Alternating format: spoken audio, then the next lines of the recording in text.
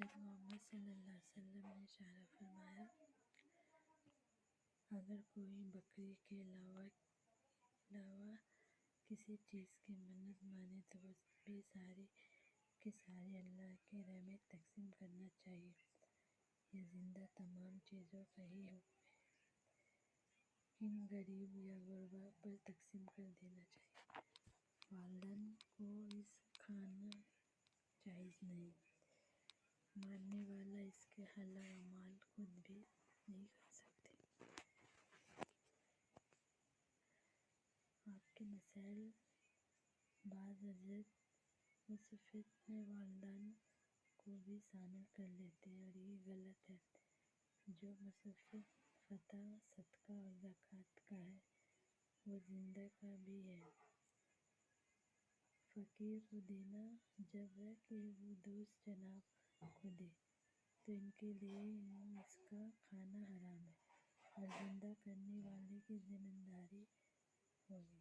اگر کسی کی زندہ مان بھی میری فلاں عزیز اچھا ہو جائے تو جانور ذبح کر کے اللہ کے نام پر کرو، اس سے زندہ منت کی جو بھی چیز ہو اس کو خود کھانا حرام ہے، اور کسی مال کو بھی نہ دینا چاہیے، مالدار کو نہیں دینا چاہیے، اور نہ زندہ کرنے والے ماں باپ بیٹا بیٹی کو کسی میں سے کھانا درست نہیں ہے، صرف فقیر ہی کا حق ہے۔